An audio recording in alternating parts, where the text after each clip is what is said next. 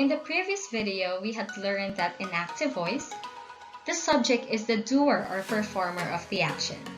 And in passive voice, the subject is the receiver of the action. Let's have this example. In the active voice, Ruel eats a lot of food. In passive voice, a lot of food was eaten by Ruel. In the first example, Ruel is our subject because we are talking about Ruel. Eats is our verb, and food or a lot of food is our direct object or the object of the verb eats because it answers the question, what does Ruel eat? And this is in the active voice because Ruel is the one doing the action. Siya yung kumakain. Meanwhile, if it is converted into passive voice, food or a lot of food is now our subject. In the passive voice, was eaten is now the verb. And Ruel is the object of the preposition by. So here, food is not doing the action. It is only the receiver of the verb was eaten. Because ano ba yung kinain? Food. And now, food is our subject. And food cannot move. Diba? That's why it is in the passive voice. Still, si Ruel pa rin yung kumain, but nasa huli na siya. That's why it is in the passive voice. Now, let's learn how to convert or transform active to passive voice. This will be so easy. Just follow me. In transforming a verb from active to passive or vice versa, take note of the tense of the verb. If the verb is in active voice, is in present tense, the passive voice should also be in the present tense or vice versa. So for example, ang verb sa active voice ay present or nangyayari sa kasalukuyan. In the passive voice, it should be the same. It should also be in the present. However, the form of the verb S to S or simple forms vary depending on the number of the subjects. In the passive voice, the main verb is usually introduced by an auxiliary verb. An auxiliary verb is a type of verb, is a kind of verb that helps in forming tenses, especially in the past perfect, future perfect, present perfect tense. Let's take a look at these examples of active voice and passive voice in the simple present tense. But just a review, when we say present tense of the verb or the action is happening now or regularly. Sa Tagalog, ginagawa ngayon, sa kasalukuyan, o kaya naman ginagawa araw-araw. So let's take a look at these examples.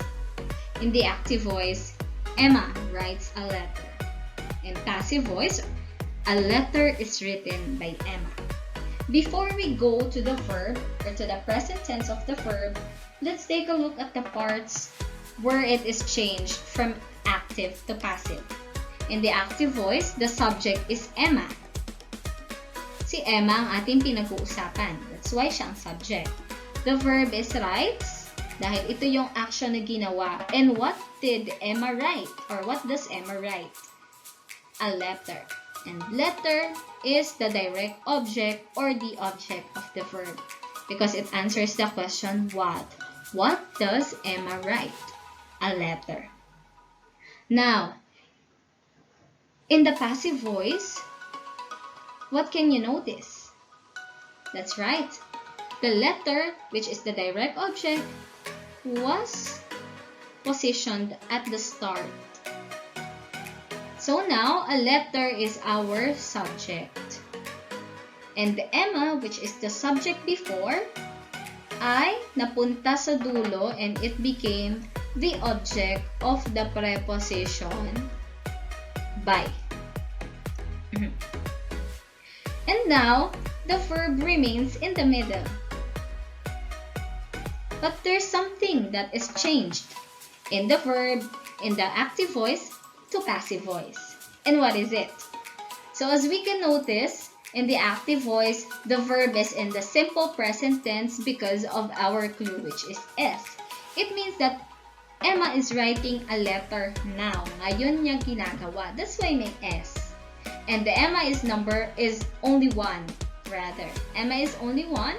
That's why the verb is in the singular form. Diba? Sabi, pag may S sa verb, it is in singular form. Kapag walang S, it is in the plural form. And dahil nag-iisa si Emma, singular lang yung gagamitin natin na verb. So next, here in the passive voice, as you can see, nadagdagan ng is. Because is the auxiliary verb that we will use in the passive voice if it is in the simple present tense. Once na nakita nyo po na siya ay present tense sa active voice, pag ginawa siyang passive, magiging is o kaya naman are, depending on the number of noun before it.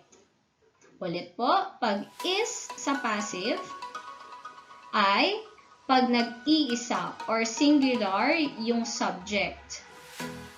And are is the auxiliary verb if the subject is plural. Again, letter is only one, that's why it is singular. And we will use the auxiliary verb is.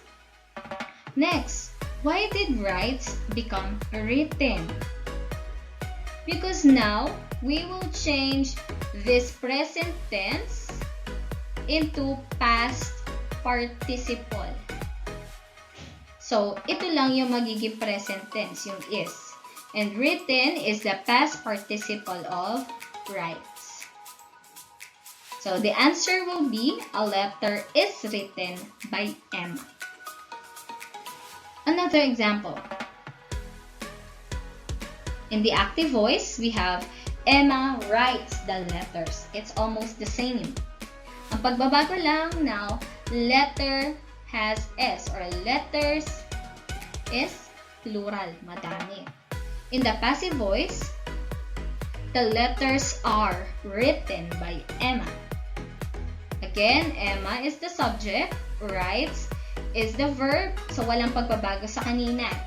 Letters is the direct object. Again, nag-transport yung Emma sa dulo. It's now the object of the preposition. Letters became our subject. And verb didn't change its position. It's still in the middle. Pero nagbago. Imbes na is kanina, is written, naging are written. Why? Because the letters or the subject before it ay madami. As you can see, nagka-S. That's why the verb or the auxiliary verb to be used is are dapat. And then the same with written before. Yung writes magiging written, the past participle. So, the ending result is the letters are written by Emma. Now, let's move on to another example of simple present tense. Active voice, Paul and Ringo create a song for a band. So, this time, the present tense or the verb doesn't have S. Because we can see that the subject is two. Dalawa po ang subject natin. Paul and Ringo. And more than one is many, or it is already in the plural form. So here are our subject. Paul and Ringo. Verb is create. Song is our direct object. Because what did Paul and Ringo create? A song. For the passive voice, a song for a band is created by Paul and Ringo. Again, the direct object became the subject, song. And then Paul and Ringo became our object of the preposition.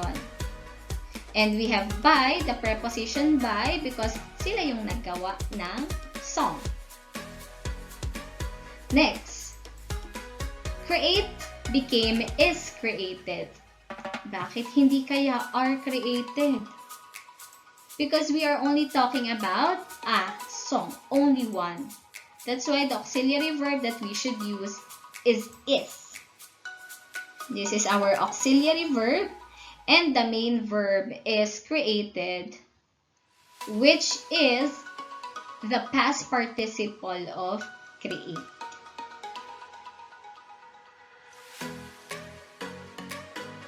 Let's have an example if it is in the past tense. For the auxiliary verbs, we should use in the past tense was for singular nouns, were for plural nouns. Ulit, kapag was, nag-iisa lang yung subject na nasa unahan nito, at kapag were, marami, dalawa o higit pa ang subject or nouns na nasa unahan nito. Let's take a look at this example. Again, if it happened in the past, the verb should be, or your clue is the verb has D or ED at the end. O kaya naman, the spelling was changed. Example, jump, naging jumped. It means it happened in the past. O kaya naman, buy, when it is changed into the past tense, it will be bought. So these are past tense of the verbs. Example, in the active voice, they took the first quarter exam. They, subject, took, verb, exam or first quarter exam is our direct object. Passive voice, the first quarter exam was taken by them. Quarter exam or first quarter exam was moved to the subject. They became them when it is transported to the end of the sentence. Now, this is the object of the preposition. Next, took is the verb, and here the verb is was taken. As I've told you earlier, ang auxiliary verb na gagamitin natin kapag sa past tense, pag nakita natin na past tense ang nasa active voice na verb, dapat sa passive voice, past tense din ang ating gagamitin na auxiliary verb. And the auxiliary verb is was. Why was? Why not were? Because exam, we're going to take a look at the subject. Exam is only one. It is singular. That's why we should use was. And then, took will be changed into its past participle form, which is taken. Okay? The base form of took is take. The present tense is take or takes. The past tense is took. The past participle is taken. That's why we come up with this. And then this one is the past tense, took. Let's move on to the next example. Simple past tense again of the verb. Let's take a look. Active. The president announced the winners. So, what is our clue that it is in the past tense? That's right. Announced is our verb and it has D at the end. It means it happened in the past. It can be yesterday, this morning, last week, and many more. The subject is president or the president. The winners is our direct object. And then passive voice, the winners were announced by the president. Again, the winners, which is the direct object before, became the subject. President, which is the subject before, became our object of the preposition. The preposition is by. We should always add by before the object of the preposition. Okay, that is also one clue that it is in the passive voice. And then announced became were announced. Okay, sorry for that. Okay, so why is it now were in in the past tense. Why is it plural form? Because we are going to look at the subject before word. It is winners. My S, that's why winners is plural. And then, the past participle of announce ay announced pa rin. Another thing, class, if the past tense has D, or it didn't change its spelling, the past participle is the same. Announced pa din. Example, announced, past participle is announced. The past is jump, jumped, the past participle is still jumped.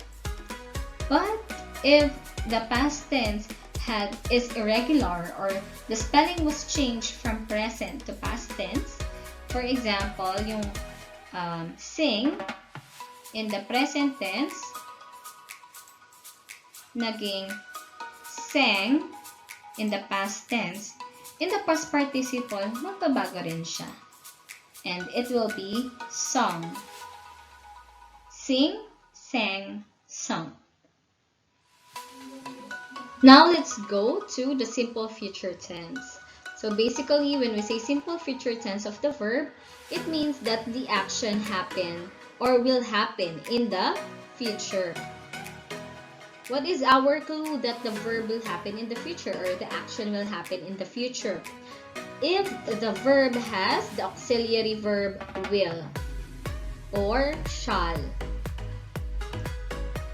Now, what is the auxiliary verb to be used if in our active voice we have the future tense of the verb? It is will be. So you will just add will be. It doesn't matter if the subject is singular or plural because you will use the same auxiliary verb. Let's have this example. In the active voice, the students will submit their report tomorrow. So as we can see here, the verb used here is in the future tense or simple future tense because we have the auxiliary verb will. Will submit. And then the subject is students. And what will the students submit? The report. It is in the future tense because we have here a signal word which is tomorrow or the time signal. Tomorrow, bukas pa. Now, let's take a look if it is turned or converted into passive voice. The report will be submitted by the students tomorrow. So, as I've said earlier, the auxiliary verb that we will use from active to passive is will be. So, yung will, dadagdagan na ng will be, and then submit will be turned into its past participle form, which is submitted. So this will be the verb in the passive voice in the simple future tense. The report will be moved as the subject. So it should be the report will be submitted. And then who will submit the report? The students, which is our subject, and it will be turned or transported as the object of the preposition by. And then we will add the word tomorrow because it is when the students will pass or submit their report. Another example. Richard and Sam will cook dinner later. Again, our simple future tense of the verb is will cook. Our time signal, later, that's why we know it is in the future tense, mamaya pa. What is the subject in this sentence? Exactly, it's Richard and Sam. And what will they cook later? Dinner. And if it is transported or transformed into passive voice, it will be dinner will be cooked by Richard and Sam. Again, dinner will be the subject. Will be cooked is our verb. So, cook, you will just ed because it is a regular verb.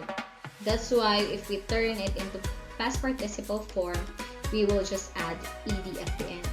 Then the auxiliary verb is will be, and also our object of the preposition is Richard and Sam. Now we're done to the simple tenses of the verb.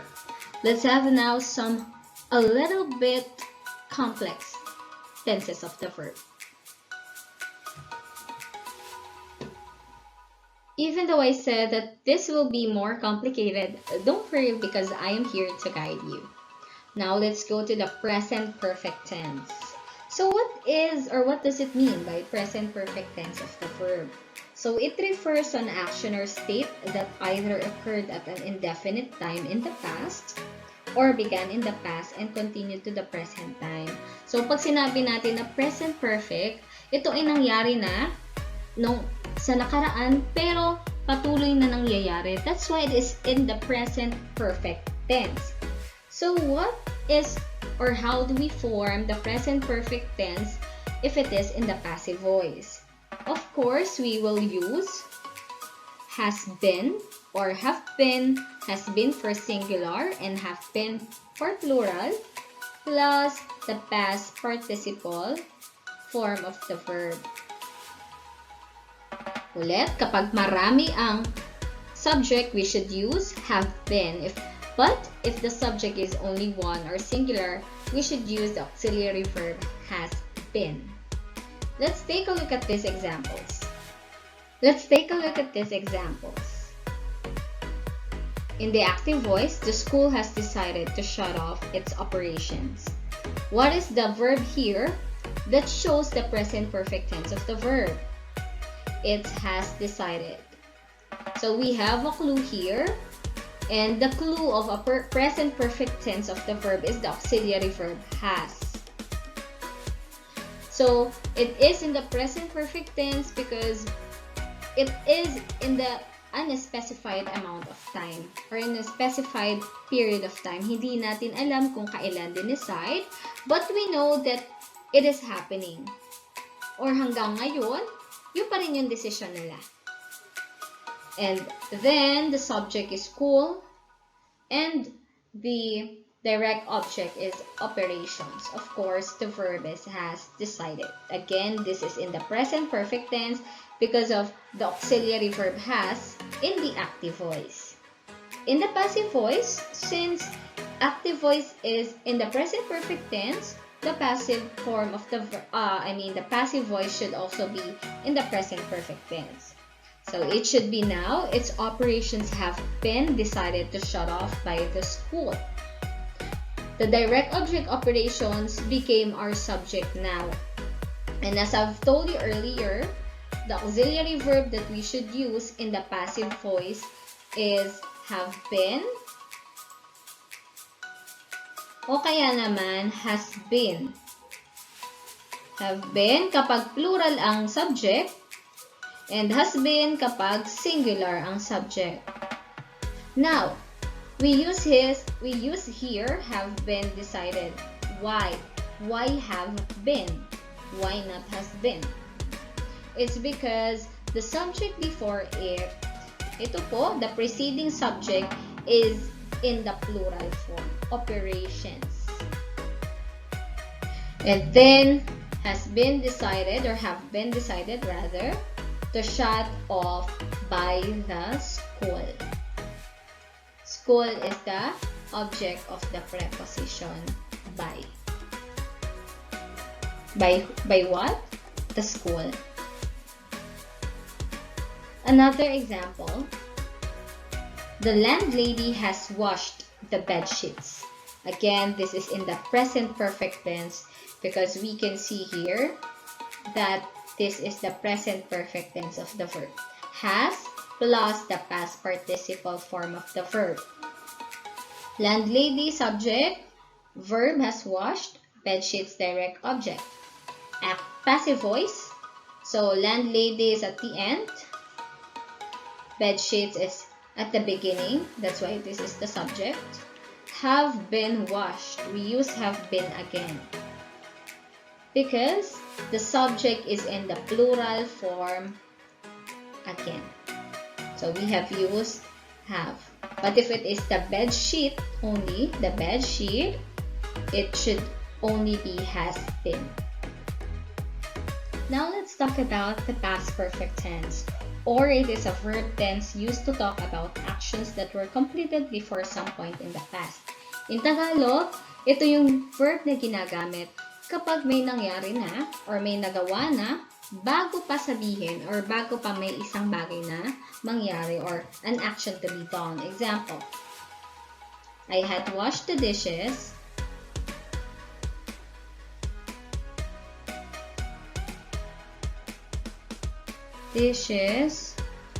before my mom told me to. Sa Tagalog, nahugas ako ng pinggan bago pa ako utusan ng aking nanay na gawin ito. And what is the past perfect tense of the verb? It is had washed. We have used here the auxiliary verb had. And the past participle of wash is washed. So, this is in the past perfect tense. Bakit din? What is our clue? Because something happened and it is I had washed the dishes bago pa mangyari ang isang bagay. At ano yung isang bagay na naunahan ng gawin? E di yung pag-uutos sa'yo ng nanay mo. So, it is in the past perfect tense. But how do we use or how do we convert the past perfect tense if it is in the passive voice? The auxiliary verb that we should use is had been. It doesn't matter if the subject is singular or plural because it already happened in the past. Again, if it is in the passive voice na, we will use had been. This is an example. In the past perfect tense, Athena had studied English before she moved to the US. Athena had studied English before she moved to the US. Sa Tagalog, si Athena ay nag-aral ng English bago pa siya pumunta sa US. Ano yung unang bagay na ginawa ni Athena? Nag-aral muna siya ng English. Ano yung pangalawa? E di, bago pa siya pumunta sa US. What is the verb here in the past perfect tense? Had studied. This is our verb. The subject again is Athena and the direct object is English. Then in the passive voice, makikita natin, sabi ko nga kanina, ang auxiliary verb na gagamitin natin, dadagdagan lang natin siya ng been. And then, we should change studied into its past participle form. But luckily, the past participle form of studied is studied as well. So, wala tayong babaguhin. It will be had been studied. And English as the direct object will now be our subject. English had been studied by Athena. And then ito pong pangalawa, itong before she moved to the US, ilalagay na lang natin siya sa dulo. Before she moved to the US. Now we are done with our last but not the least tense of the verb, and it is in the future perfect tense. Sabi nga, kapag may present, may past, meron ding future. And the future perfect tense of the verb is used for actions that will be completed before some other point in the future.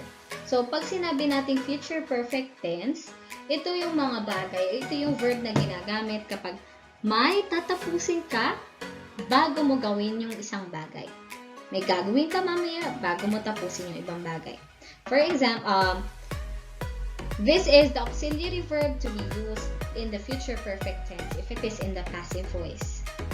It will have been in the singular and plural, even if it is singular or plural subject. Again, we will only use will have been. Let's have this example for you to understand better. Example in the active voice, Anthony will have baked the cake before he leaves. Okay, tatagalugin ko. Ibe-bake ni Anthony ang cake bago siya umalis. So, sabi ko nga kapag siya ay nasa future perfect tense, may matatapos bago pa may mangyaring sunod. So, what is the the clause that will happen first or that will be completed. It is Anthony will bake a cake. And then, what will he do after he does this? He will leave.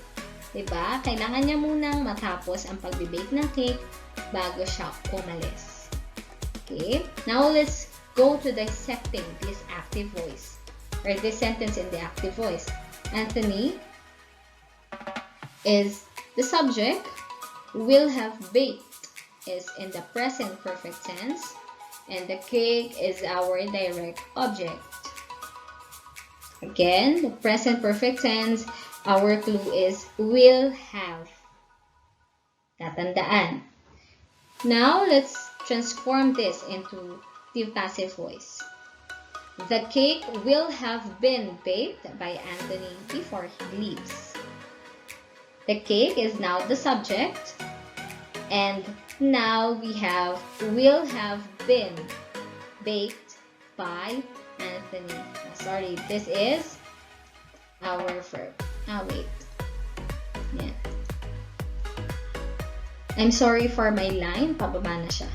Okay, so will have been. Sabi ko nga kanina, pag nakita nyo itong will have, if it is in the past, in the future perfect tense, diretso na agad na magiging will have been siya in the passive voice. And then, who will have been baked the cake? It's Anthony. That's why it is in the object of the preposition by. Lagi tatandaan, lalagyan ng by kung sino yung gumawa ng action sa passive voice. And then, the second clause before he leaves, we will just put it at the end of the sentence. Now, I know that we have gone through the different tenses of the verb and how to convert them. Let's have a practice. Don't worry, this will be very easy. Change the active voice to passive voice. I have given you here 5 sentences to change from active to passive. I'm going to give you 1 minute to do it.